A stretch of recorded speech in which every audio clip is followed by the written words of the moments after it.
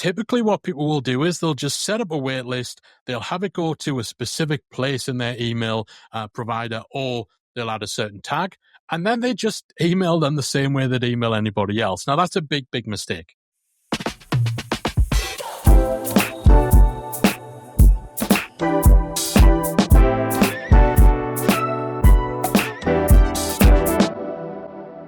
What's up, membershipers? Thank you so much for joining me for another episode of the Membership Geeks podcast. I'm your host, Mike Morrison, founder of Membership Geeks, and today I'm talking about how you can get more sales from your membership's waitlist. Before I do that, though, I want you to head over to membershipgeeks.com/477 because I put together a fantastic free resource that is a companion piece to today's episode. It dives deeper into some of the specific tactics I'm going to be sharing and gives you some extra tools and resources that will help you to execute what you'll learn on today's episode. Completely free. You can get it at membershipgeeks.com/477 or grab the link from the show notes and use this to implement what I'm going to talk about today. So today I'm sharing my tips on how you can get more sales from your waitlist. So this would be either for a membership that's about to launch, about to open the stores for the very first time. Generally, the first thing you should do if you know you're going to start a membership is set up a waitlist so that as you're talking about your membership, as you're sharing plans with your audience, you have somewhere to send them to start capturing their interest. That gives you a more highly qualified list of people to promote your membership to for when the doors open. So everyone starting a membership should have a waitlist. The other circumstance in which you would see a waitlist used for memberships is with a closed door model. So this is where you are only opening the doors to your membership a few times a year, and at all of the times the door is closed. And during that time, you want to be putting people onto a wait list. So if someone comes along and they're interested in your membership, but it's outside of your enrollment windows, your doors are closed, you still want to capture their interest. You want to get them on a list so that when it comes time for you to open the doors again, you can announce it to them and you can invite them in during that open door period. Now, typically what people will do is they'll just set up a wait list, they'll have it go to a specific place in their email provider, or they'll add a certain tag, and then they just email them the same way they'd email anybody else. Now, that's a big, big mistake. When you get people on a wait list, they are showing an expression of very specific interest and intent to join your membership.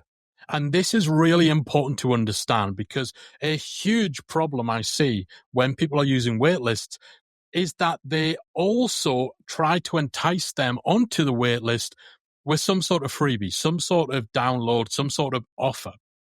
The problem then is when you get those people subscribing to your wait list, they're not joining that email list. They're not joining that wait list in order to be the first to know about your membership opening. They're joining that wait list because it's the only way to get this cool freebie, right? And so you have a much more watered down level of intent. So that's the first tip. Make sure that when you have a wait list in place, literally the only thing that is offered in exchange for that email address is a place on the wait list. Don't make the mistake of thinking, okay, so we'll get them on the wait list and we'll also say, when you join the wait list, we'll send this PDF and we're going to send you tips and insights, or we're going to send you a mini course or whatever, because then you can't be certain whether someone on that wait list actually has any intention of joining your membership. No one's going to join a wait list if they're not at least a bit interested in actually joining when the doors open, right?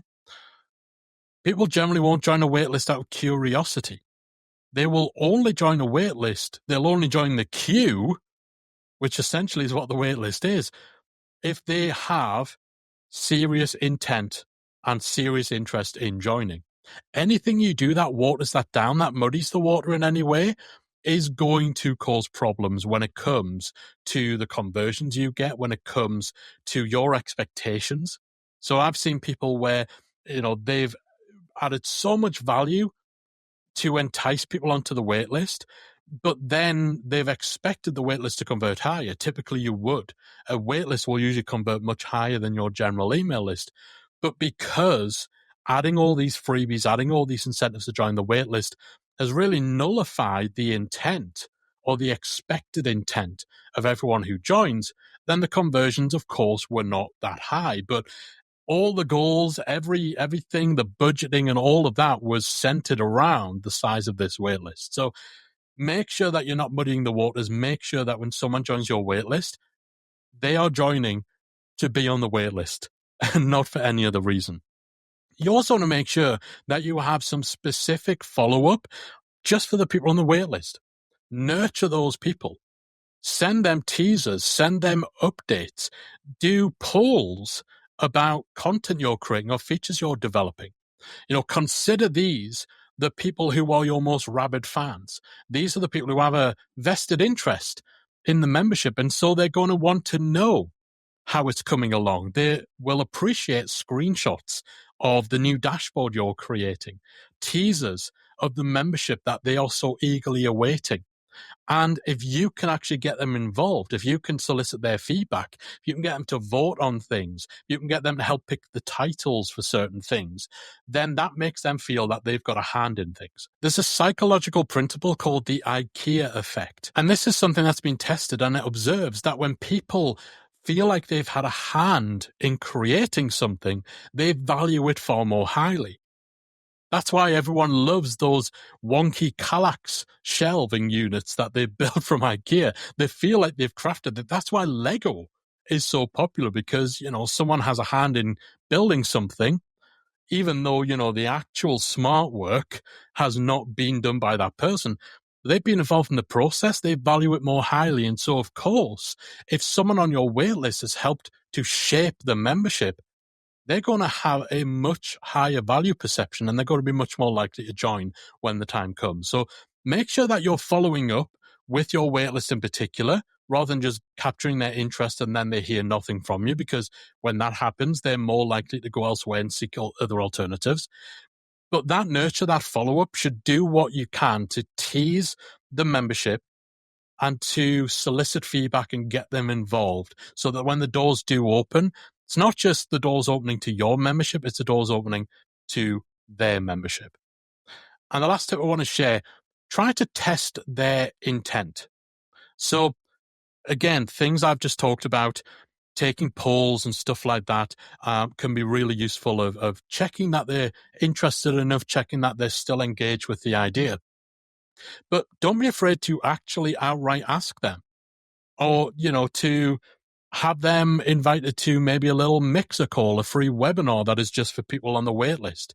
Perhaps you have a Facebook group that ties in with the waitlist, and you actually try and get people in there and you ask them periodic questions like, who's excited? What's the first thing you're going to do?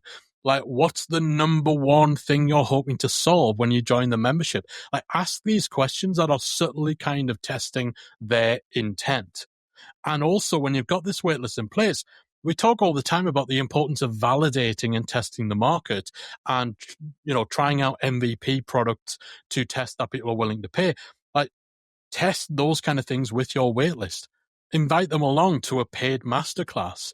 Again, test that intent. Are they actually people who will put their hand in their pocket and pay to learn from you? So make sure that you are testing that intent. You are checking that they're still interested. They're still wanting to go. You can explicitly, again, if you've had your waitlist for quite a long period of time, you can just outright kind of say, are you still interested? Do you still intend on joining the membership? That can be part of a poll that you do. That can really help you to get a clearer idea in terms of expectations of how many people are likely to join when the doors do open. Because if you've had a waitlist, you've not been nurturing them, or if you've been closed for quite a long time, they've been waiting for a while, the interest may have waned, their circumstances might have changed, or they might have gone looking for an alternative that is available right now. That's part of the risk, particularly if you have a closed door model. And so it's okay to actually check back in with them and say, it's been a couple of months, or it's been a month or two since you've been on the wait list. Are you still interested? Do you still want to get these updates? Click this link to let me know. Again, that helps you to make sure that the waitlist you have is genuinely full of people who have the intention of joining your membership. And there's cool little things that you can do. One great example of a waitlist that I've seen recently is for a membership called The Halt, run by someone called Leah Turner, fantastic UK-based entrepreneur. She has had a closed door membership for a while. And one of the things that she does when you go on the wait list, you are on the wait list until the doors open in the future. However, if someone who's already in the membership vouches for you, you can skip the queue. You can get let in a little early. Personally, I love that. It's a very smart tactic for that membership in particular because it's very heavily community based. They really pride themselves on the caliber and the type of people who are in the membership. You know, they have a principle around the type of people they allow in, which I won't say because this is a family friendly podcast episode, but suffice to say, they have a no bad people allowed, except they don't say bad people. They have a no bad people principle.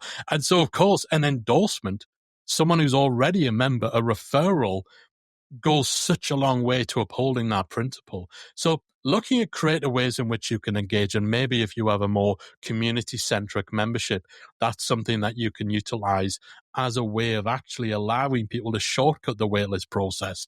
Again, this is for memberships that are up and running where they're closed doors. But once more, if it's a membership that's not yet launched, they should be the first people invited to join. There might be a deal that is just for those waitlist people. If you want to do a beta test, so you want to do a little test run or a very small launch, those are the people you ask to come in.